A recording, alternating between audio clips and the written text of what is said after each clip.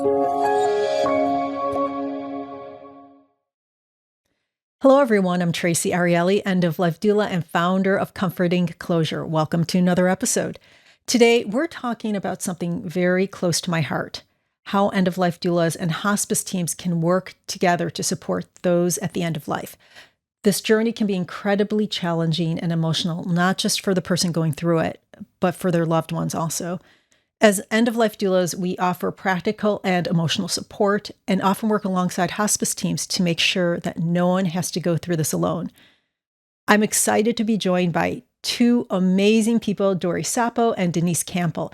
Both Dori and Denise have unique insights from both sides of this partnership as hospice nurses and doulas. Dori Sappo is an RN at Kaiser Permanente Hospital, as well as an end-of-life doula at Heartbridge. And Denise Campbell is an LVN at Kaiser Permanente, as well as the founder of End-of-Life Midwife. We'll chat about how our roles complement each other, clear up some misconceptions, and explore ways we can team up to provide the best care possible. Denise and Dori, thank you so much for being here and welcome. Thank you. So I'm so curious.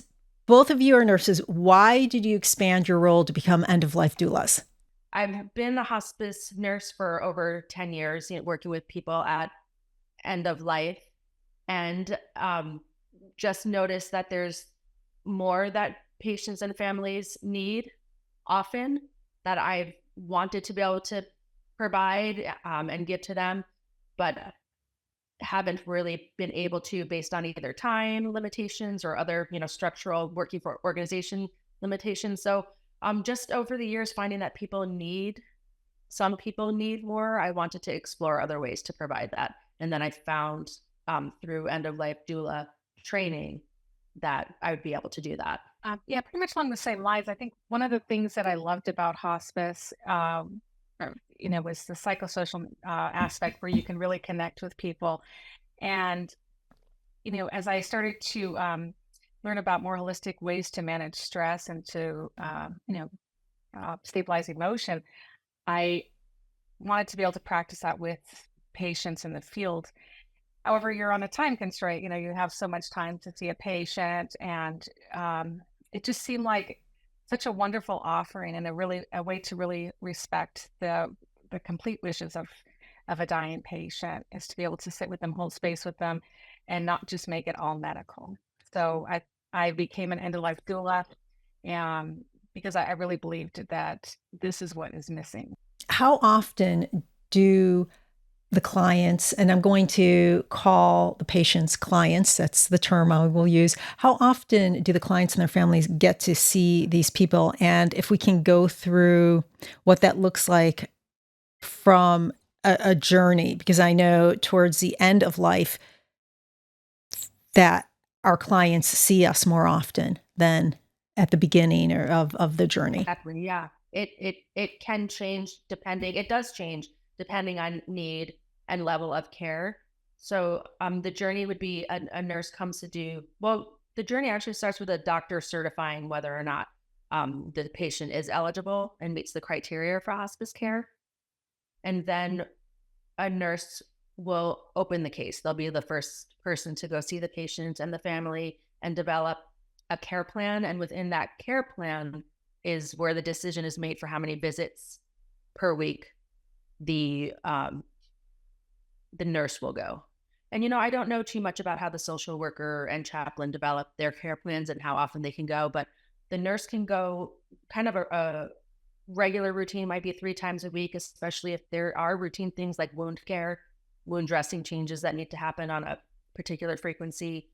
And then we have some patients who are incredibly stable and have really strong care systems at home or live in a facility, and they might only need to be visited once a week for an assessment, check on medications, double check that there hasn't been any change of condition. And then we always have the allowance to make as many as needed visits. We call it PRN visits. If that comes up where there is a symptom that is new or unmanaged, or there's a question or a problem comes up, even if the original care plan states 3 visits a week, we can make those PRN visits to check in and help restabilize the patient. And I know from my experience, both as working as a volunteer for hospice and in my role as an end of life doula, that the chaplain and the social workers, especially the chaplain, that they're as needed, but usually it's like a once a month check in at the very minimum that I've seen and when I've talked to them. But again, it's really what the client needs. Denise, what have you found? So my experience, I worked 10 years in after hours. So I would start working after the primary team had finished for the day, and certainly at the weekend. So we were called out as needed. So somebody would call in, they would be having a pain crisis, or somebody had passed or whatnot. So we get the call and we'd be dispatched out to visit clients after hours. So it wasn't a set schedule like Dori working on the primary team. And we worked for the same organization for many years. So it was a little different, but we were sort of the after hours support. Yeah. Now, I think most end of life doulas, when they get into this, before they even receive their training, that they volunteer at hospice just to see how they like this, if they can do this type of work. And I was fascinated by how the hospice team members, how they work together and they meet daily to talk about the client, their patient, and to see what they can do. And I just wanted to talk about that for a bit because I don't think that most people really understand what goes on behind the scenes to make sure that our clients are supported. In your experience, how is that? How do the team members work closely together to make sure that the clients are getting what they need? Well, Denise, you're not on a primary team for hospice and to be honest, I'm not on a primary team. I'm a float nurse. But the primary team does meet every week in a interdisciplinary group meeting with the physicians, and the social workers attend, the nurses. And I think the chaplain attends as well. So every week, the team discusses, and depending on how large of a caseload, either all of the patients or half of the patients one week and the other half the following week, they go over all their medications. Again, they go over the case manager will present any changes that had happened, any concerns. So yes, the whole team does communicate weekly as a meeting. And then throughout the day, we are continually in communication. If there's something that comes up for me, because I'm a float nurse, I'm covering for the case manager, I'll message the case manager or give them a really thorough report or talk to the doctors. Fortunately, where I'm working now, the doctors are very available. So communicating with doctors is easy. Communicating with social workers is very easy. And that happens throughout the day. We're all in communication. For those that don't know what a float nurse is, can you define that? How do I describe it? The case managers hold a case load of patients. And I don't really know how many, maybe 12 or 38. And that's their caseload. The float nurse helps all the different case managers with all of the 60, 70, or 80 patients whenever there's a gap that needs to be filled. Either a nurse is on vacation or a nurse has a caseload that's become too high and they need another visiting nurse to step in, or those PRN, those as needed visits. If the case manager has their days scheduled, then they always have a float nurse that's going to be there if someone's all of a sudden having a new symptom or someone does pass away and they need that PRN, that extra visit. So we have, I think, like 3 to 5 different float nurses that work every day to fill in the gaps. Great. Thank you. All three of us have had experiences of how hospice and end-of-life doulas team up. Both of you have had experience from both sides as hospice nurses and doulas. What is your experience of how our work complements each other? I really feel that the work of a death doula is being focused on the practical and the emotional and the spiritual aspect, which you do see that with spiritual the spiritual or social worker with the hospice team, but it's an added level of support. And I really feel like it can alleviate a lot of work for the hospice nurse. So the hospice nurse can really focus on the clinical needs of the patient, let the death doula focus on the emotional needs, the spiritual needs. Also, hospice workers and Dori and Denise uh, can have a large caseload. It can be very busy. It can be very stressful. And having a death doula on your team, even though it's not in the same organization, it's, the organization here is actually the client, right? So that's the client's wishes, can also act as a level to provide a level of emotional support to that nurse. And oftentimes nurses don't step back and realize that they also need to be taken care of. And so they can cease their patients and go into the next meeting feeling prepared and to be able to hold space for that client in their home. I really feel that a doula can support that. Also information gathering, let them know if there's any, changes, anything that's, important to be noted about the client, so they can gather that information, give a call. And I really feel that it can be a great team. If there has to be obviously respect. And Dori and I were talking about this the other night. Oftentimes you get a call from a caregiver, not so much a doula, but for a caregiver, and they can be a little demanding on the phone. And any nurse, and Dori will say this, doesn't want to pick up that call and be like, whoa, wait a minute. So it has to be a level of respect there. And certainly understanding that our work is together is not about us. It's about the client and their needs, and, giving them everything that they deserve at this very fragile part of their life. When I've worked with teams, hospice teams, I've been very fortunate that we really team up, and I get to know, or I introduce myself to the hospice team right away. I get phone numbers because if something happens, I want the nurse to know right away. And I give that hospice team my phone number also. And there have been times when I've been called by the hospice team and they're like, can you please check on so-and-so? We can't, it's not our day to go there. We have a full, but they've called us, or we just want you to check in and let us know how they are, because they seem to open up to you. And I've been very fortunate to have that relationship, to build those relationships. So, but there is a difference, and there is some overlap. I know that a lot of doulas support a person spiritually, and so does a chaplain. We support the family and the person emotionally, and so does the social worker. How are we different in your opinions? I have my opinion, but I want to hear from you guys. Traci, I wanted to ask you that question. Okay, so let me go on. So yeah, because I would say I am new to the doula part. I feel like I've been doing it all along the way, but I haven't stepped into the actual role yet with a client and been solely their doula. And in talking about it, I have been asked that same question, like, is it redundant if there's already a social worker and a chaplain? Yep. So yeah. I would like to hear your input. Okay, so I'll talk about the spiritual side first. I love working with chaplains because they're so knowledgeable. I don't have that education, that background. I know I've studied, I've taken courses, I know about different religions and different spiritualities, but I think that chaplains live it. And I have not lived it. Chaplains live it.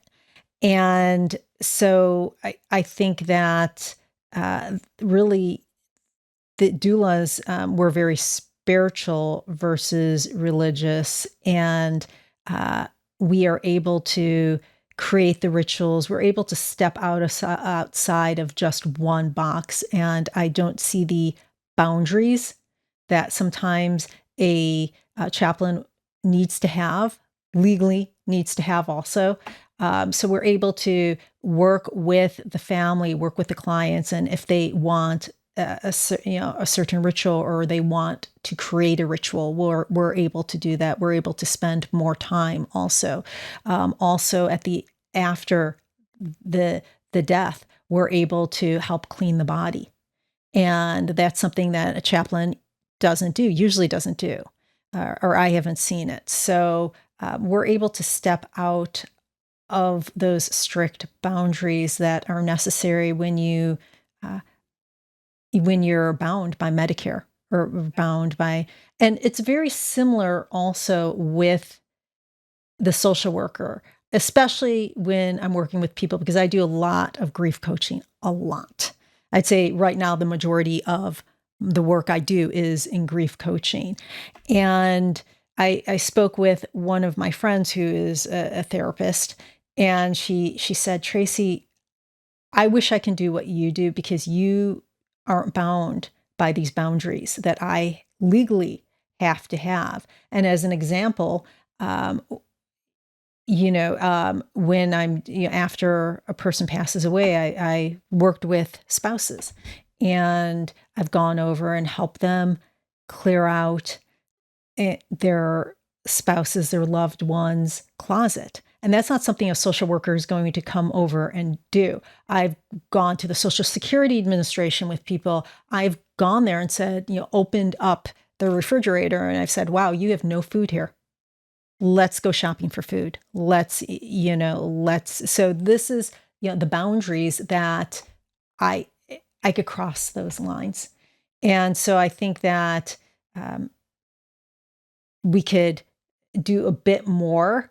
But there is, if a person is really, I don't think there's an either or.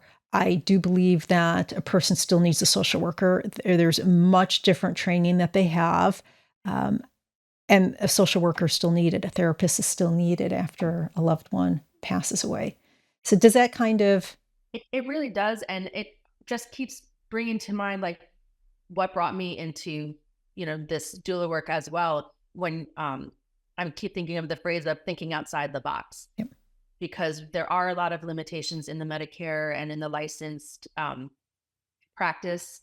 And so many times I want to kind of stretch that boundary or go, outside and look for alternative ways to help comfort people, which is, basically the basis of what we're trying to do is provide comfort to people. And it does show up in different ways and outside of kind of the structured ways that maybe in generations before or more commonly expected ways. Yeah. So I mean, a lot of times people want to think outside of the box, and the standard formula of hospice care is just not cutting it, or it's not enough, or it doesn't match their spiritual needs.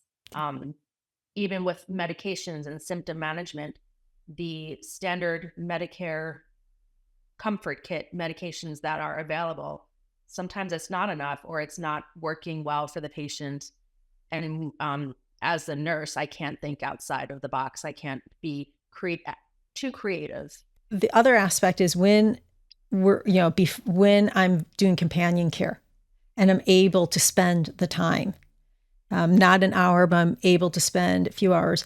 People want to talk about their life and have someone. I'm able to do legacy work. I'm able to do life review.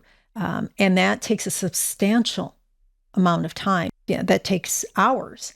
And right, you have time limit on that, really. Exactly. I've had people want to talk. I think that some people find that talking to chaplains and talking to social workers, they find that almost they not that they don't feel comfortable, but they kind of feel overwhelmed, and they find it's clinical almost, where I've had people they feel very comfortable just talking to me. I'm just like a regular person. I don't have any authority, I guess is what I'm saying. So they feel that, where a chaplain, even though a chaplain would never abuse any authority, and neither would a social worker, but they have more authority. And I think people might feel overwhelmed with that. Well, in line with that, Traci, I also feel like it takes time to establish a care relationship and an open communication and an open relationship, that people are in such a vulnerable place, and it takes time for someone to really open up and feel like they can talk. And when I do an admission visit to admit a new patient, and I offer that we do have a chaplain, non-denominational, supports people of all, faiths and spiritualities. And it's just, there's no face to it. And it's really hard for them to immediately connect with that offering as a chaplain.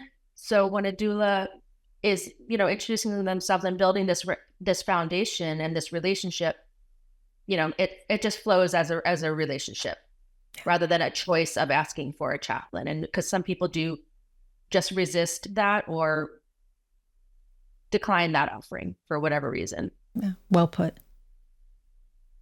And I'm curious, Denise, have you worked as a doula? So I actually sat with a client yesterday, and it was really, it was a long day. It was a long day. Well, thank you for being here. I appreciate it. Yeah, no, that's why I'm like, but it was a very moving day as well. It was very beautiful and very serene and very very fulfilling. To sit back and not worry about any of the medications, not have to worry about, that was all taken care of, and just really to be able to hold space and focus on the needs of that person, whether it was just kind of holding hands for a long time, and doing some, oils, and it was very nice. So really enjoyed it. So you bring up gratification, you bring up, and I love that. How, being a nurse, I'm sure you find your work very gratifying, that you feel you know that you're doing good. How does being a doula differ in that? I mean, that feeling. I think that, well, nursing is very heartfelt. You are under certain regulations and certain practices that you can how you can do your job and how do you do your work and how you interact with people. Where I feel being a doula is more heart-led work. You just kind of listen to your intuition and being able to really feel what is the appropriate thing to say or the appropriate thing to do. And you don't have the time constraints. So it's so nice to be able to not have to worry about your phone ringing and say, oh, you have to get to the next patient, or that you have somebody else that's on the line waiting. Just to be able to sit there with one family, one person, and it's very gratifying. It's very rewarding. It's very fulfilling. It's I've always say I've learned more in my role working with people in end of life and patients or clients in end of life than I could ever teach them. It's and that was one of the reasons that when it brought me to hospice work initially, it was such a great feeling to be able to provide something to somebody in an area that a lot of people can't work in. A lot of people have, I'm like, I should do that kind of work. It's like, well, I can. How could I not? It's not about me. It's about the gift that I'm able to give to somebody else.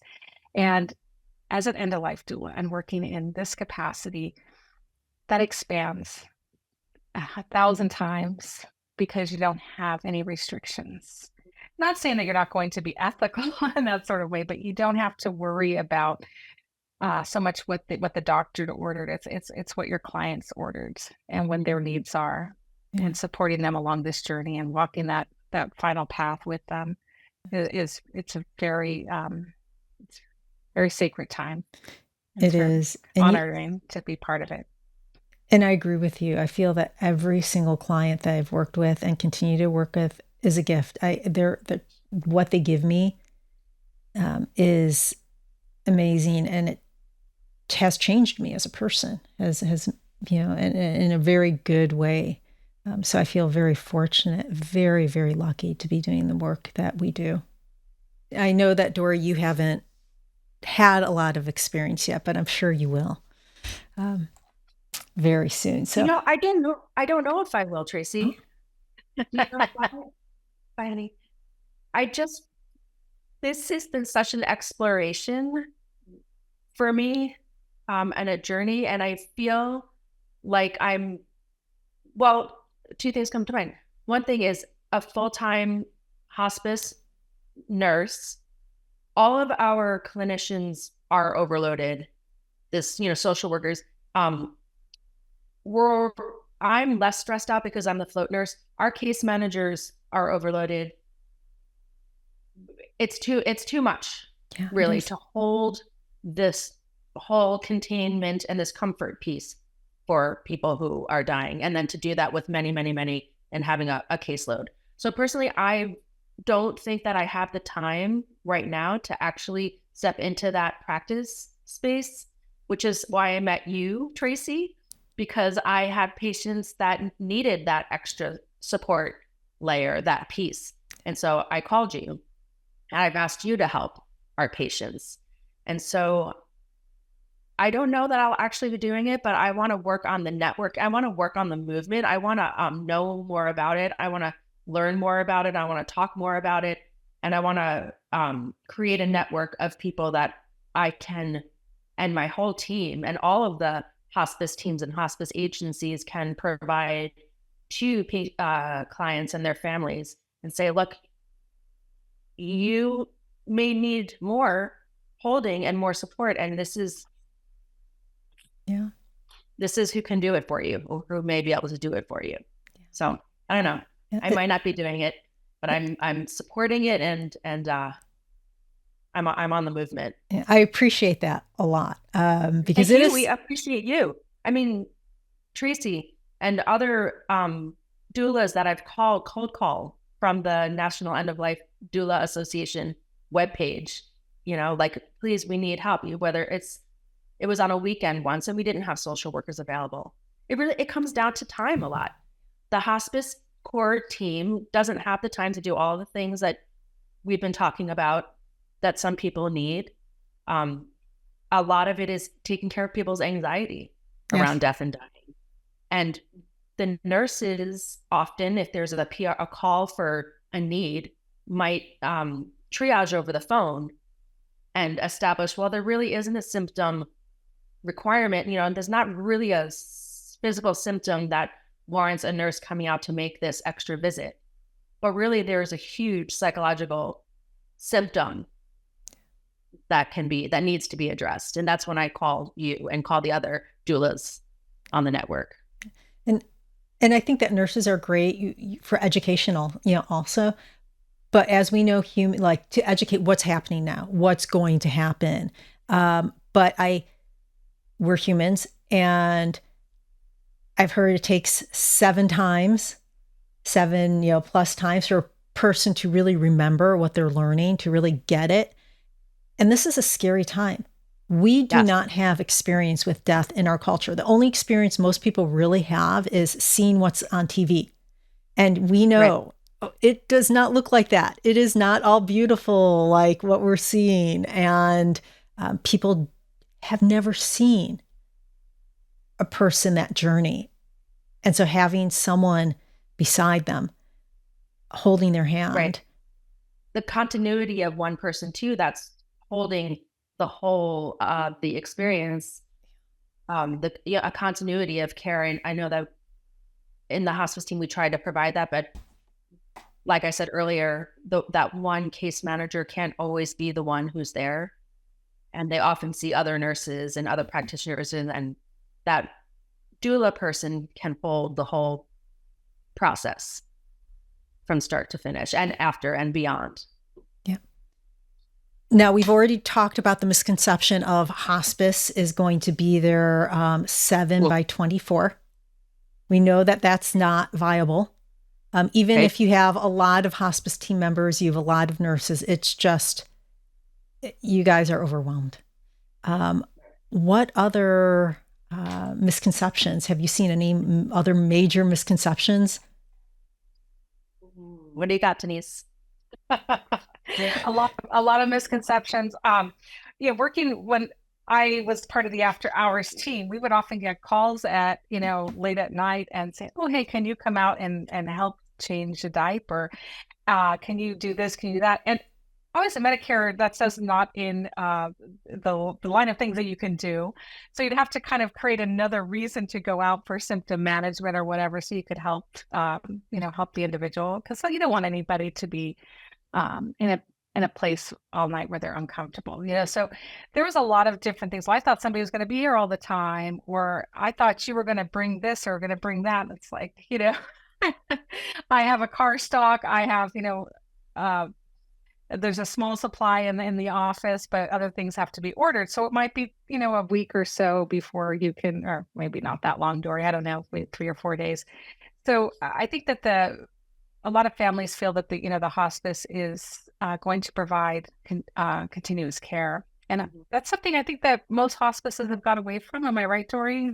Like they don't really have a continuous care team anymore.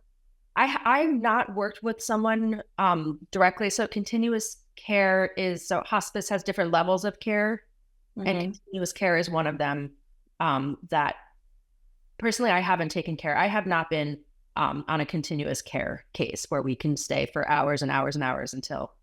So it is an allowance, but I don't know how often it's used. Yeah.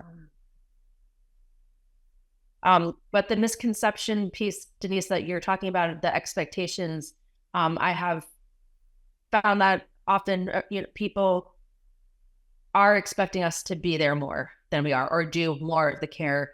But as the trained hospice nurse, really what we're trained to do is train the families and the caregivers and provide them with the tools and the education to kind of do this. And people are not equipped. Some people are. So people need very, very little intervention from the team. And they're like, I got this, and, give us the medication that we need. And I'm here and I'm completely competent in taking care of my mom or so-and-so.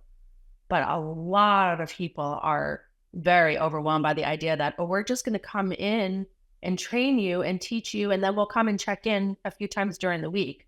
But the rest of the time is all on you. And that is overwhelming for many people. Yeah, for caregivers, it is very, very overwhelming. And a doula can't do it all either. Doulas are non-medical.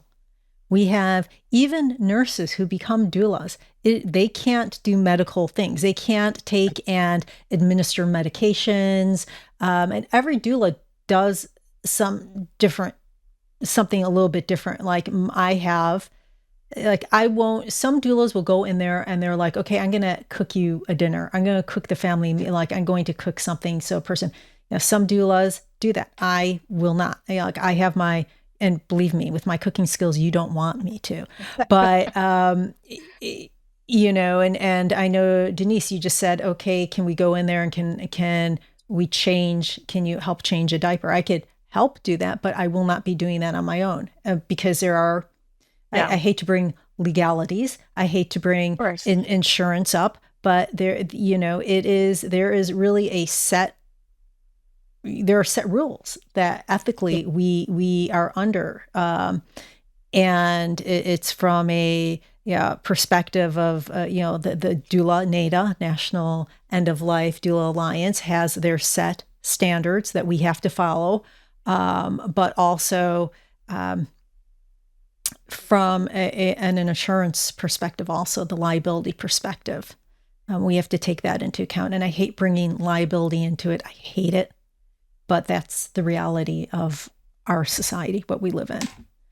So you have to, when you're working with doulas, you need to be very clear with what you need and really find out if it's a good match.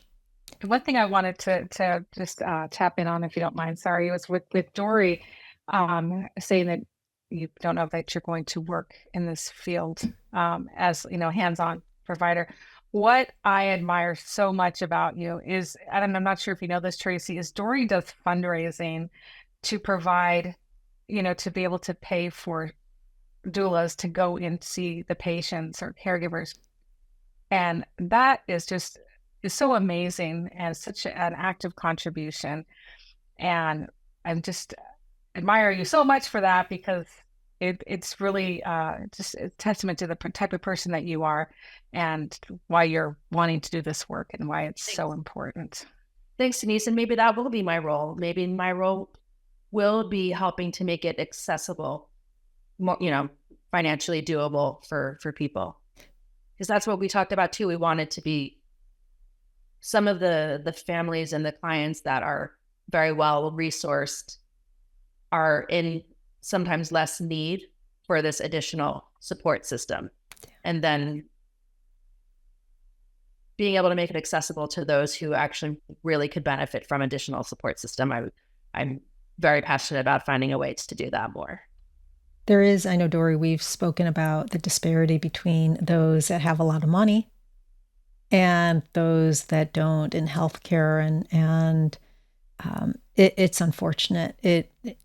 Everything in healthcare is an expense, including doulas, and but everyone should be able to get that type of care that they need, especially in this time, at the end of life journey. So it is, unfortunate. And I know that with some of the work that I do, some of the people I work with will, I have a different tiers, different level of payment. And I have a level that is, okay, can you give a little more? So that's someone that can't afford it, that I could still help them. And people have been pretty open to that. I've noticed that with several of the doulas that I've been in contact with, that there is either a sliding scale or there's I'm just going to show up and see how I can help, and we'll work out the rest later. There's a very just the willingness to show up and help. So let's talk about our collaboration and how we can collaborate better. Are there specific areas that you see where death doulas and hospice teams that they need to collaborate better? What are we doing right, and what do we need to work on? I'm going to defer because, again, I'm new to this. I imagine a place where a end-of-life doula is very present and interacting with the nurse on the hospice team and the social worker on the hospice team. I imagine that would be a wonderful team collaboration, and somebody who is the advocate for the patient and the client, and the client needs someone who's there as a liaison. Really, a big part is being the communication piece to facilitate between the hospice team and the the patient and their family. I like what Dori said, maybe defer on this, but one of the things I do want to point out is normalizing death. And it's not just when we look at the clients that we're talking about being in a home care setting, because not everybody's in a home care setting. A lot of people are in facilities. And I feel that even having a death doula on board at some of the facilities would be such a benefit, because they have a large population of nursing team and caregivers on the floor, and they're absolutely terrified of death. They don't understand how to really care for the patient's spiritual needs. They understand how to give medication. They understand how to change their diapers and make sure that their ADLs are down. But the anxiety that they're carrying in when they go to see their patients intensifies it. It really does diminish the experience of death for that individual. So there's so many outlets that where death doulas would just be such a great benefit. I'll tell you my feelings and about this. So I have two ways I view this. One, as a volunteer, being a hospice volunteer. And I think as a hospice volunteers, they do something called the 11th hour work and companioning, which is something that doulas do also. I think that there needs to be better training for those volunteers who are acting as death doulas or acting as end-of-life doulas and companions. So, and then I think that no matter if there is a volunteer doing this that's part of the hospice volunteer program, or an actual death doula who is in private practice, I think that there does need to be better communication between the hospice team and the death doula. There needs to be a check-in. I know that sometimes when I'm working with hospice, there's not, hi, how are you? That type of thing, but there isn't a follow-up, a check-in after that. And use us as extended team members. Meet with us once. I think it's a lack of knowing, right? Yeah. It's a lack of understanding that the death doula does. And I think that's all part of this awareness piece that I want to be part of. Yeah. So on your end, because I know you work for Kaiser, Big organization. Yeah. I do not have any, I know you work for a big organization, but I think that they're, even having a weekly meeting or, a weekly check-in with that hospice team and saying, this is what I'm experiencing. What can I do to better help the patient, to better help the client from your point of view? What do you need from me? I think there needs to be more of a team atmosphere. It needs to go both ways. Yes. Both ways as well. We need to come in and ask you as well. Yep. What are we missing? Yep. So that's where I really see the challenge and what needs to change. And as you said, Dori, it is the education piece, because end-of-life doulas are really new. We're a really new field. We don't know that you're there yet. Yeah. Our team doesn't know yet. And I'm just starting to suggest, hey, for this patient, why don't you please call them an end-of-life doula, or expose them to it. Or this is so new and foreign to at least our hospice team. Yeah. Are there any challenges or anything that you've seen that has, not to say negative, but has been a real wow, I didn't know or understand an end-of-life doula did this and it maybe isn't working, maybe, anything surprising that you've seen? Denise and I were talking a little bit the other night that, again, because I haven't had a lot of the experience as the doula, but I've worked with a lot of caregivers that are very much in control of the day-to-day happening with their client, and very much in control on top of it.